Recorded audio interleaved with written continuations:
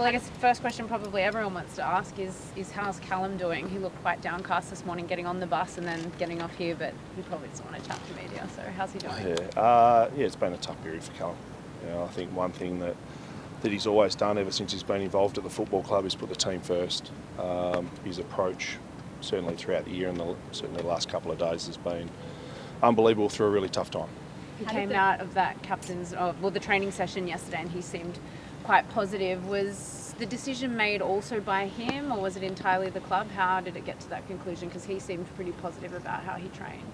Yeah, so Callum got through what was asked for him of the training session and then the decision between certainly the medical staff and coaching staff as well. We sat down for a period of time and spoke through everything.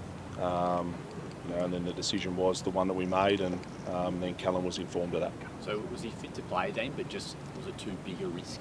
There was always a risk with the time frame. So the training session was a certain amount of that and game loads are a lot different. So the decision was made by everyone. How much did the experience of 2 years ago sort of colour this one, Dean, with Sam Reid, obviously?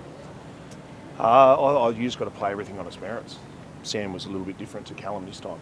So we made the decision what was best for the footy club for this grand final and for Callum as well. What was the team's reaction? Was it a bit of an emotional blow to them, not having their captain out there? Were they expecting him to play? Well, they were unsure about that. I think all the way through the process they had no idea, even until the last minute. So then we informed the playing group like we do with all the decisions that we make and from there it's about focusing on Brisbane, which is what we have to do. Is Logan 100% ready to go, or do you still need to see something from him tomorrow? No, he trained really well yesterday. Yep, so his ankle's fine. Got through everything we asked of him, and he's ready to go. And have you guys decided who's going to act as captain on Saturday? No, we'll talk about that later on today. So we just landed. We had a busy day yesterday, so we'll get through that and then solve that in the remainder of the squad, which will be announced tonight. And what will Cal's role be in the group while he's down here with the boys? Just what he's done all year, and that's lead the best way he possibly can without being on the field. He's been admired from certainly players and all staff at the football club for what he's done through some tough times, and this is just another one he'll deal with. What advice can you give players, having lost a grand final one year and come back and won the next year? What advice can you give the Swannies, before Saturday and how to deal with, I guess, the pressure and the nerves this playing group's matured a lot since the last time they played in a grand final. I think one thing, you got to play what's in front of you, and this group at the minute is been really driven, methodical in their approach to the way they've prepared. They sort of from the start of the year realised we play some really good footy. We've done it for a long period of time, and we just need to do it again on Saturday. They're aware of that and confident in what they've done. Dean, one of the things I wanted to ask you, I interviewed Brodie, I think, before the prelim, and he said he's learned more under you than he has in his entire career. What have you seen from him this year? He's been a pleasure to work with. I think that's the reason as well why we went so hard when it was available through the trade period. His attention to detail, how much he still wants to learn, and how curious he is with that. That's really appealing from a coach's perspective. He's always wanted to do what he possibly can for his teammates, and he gets another opportunity, which is really, really good for him and also the footy club. He's changed the way we play, and hopefully he can have a big impact come Saturday.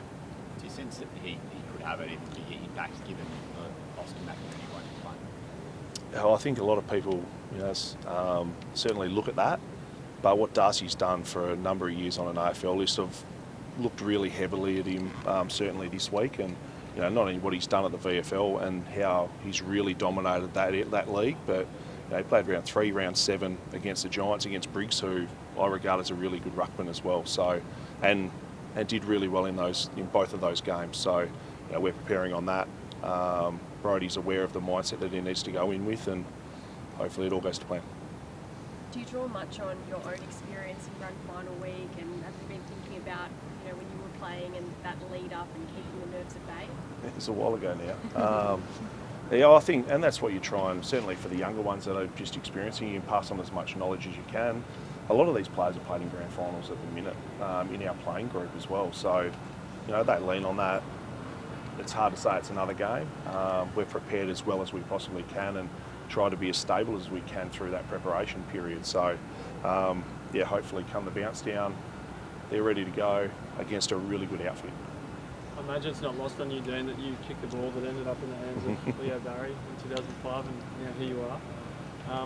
What's it like to be a Swanee and have the passion that you do for the team? It's a bit different when I first got to the club with keeping getting reminding about that, but no, I think that's one thing I always admired about Sydney was the respect we had when we were playing against them about the outfit they were, the club they are, and that's what I've really enjoyed since I've been here. It's 7 years now, and to be a part of such an unbelievable organisation that constantly give their players and staff and supporters a chance to play September football's been really pleasing, and to learn from so many greats at the footy club as well has been unbelievable.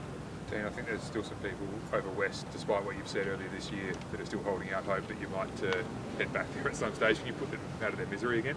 Yeah, I thought I've done that a few times. I'm staying in Sydney, so that won't change. Does a week like this just sort of, I guess, reinforce it? Like you're in a fantastic coach's box next to one of the greats of the Cape, but how much are you, I guess, learning?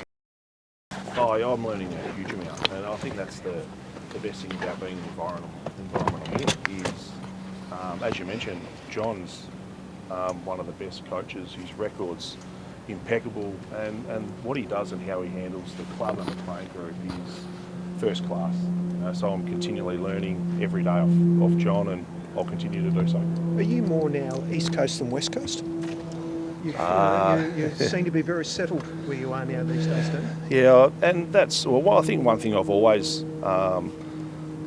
sort of, when I get to an organisation or when I'm a part of a group, I dive right in. I've always been really passionate about where I work, and now Sydney's no different. So West Coast are my playing days and my early coaching career, but I'm focused solely on what happens here now. Just what Brisbane have done the last 2 weeks, those comeback wins. Yeah. The grand finals are all about moments, and better than anyone seizing those moments. How important is it for Sydney, if you do get a run on, or if you have those moments, that you keep your foot on the throat, given what they've shown the last fortnight? Oh, they're an unbelievable outfit. I think what they've done as a footy club, not only certainly this year, but obviously they were a kick-off winning a premiership last year.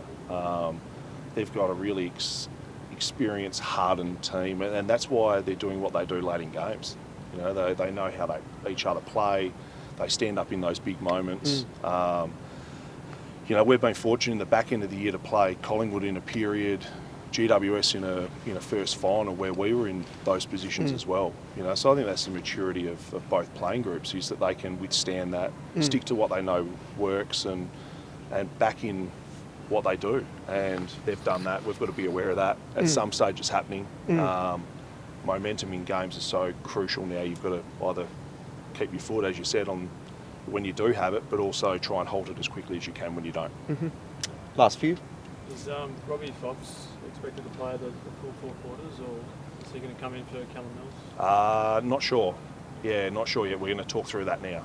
So the exact final part of the team is always up till right to the end, and that won't change. We've always done it this way. We'll assess training from what we did and then talk about that, but he's certainly in the mix. You've got a session on the MCG tomorrow. Yep. Would you have liked more of a chance to get out on the MCG during the week? No, we had that opportunity, but having said that, you want to try and keep things as normal as possible.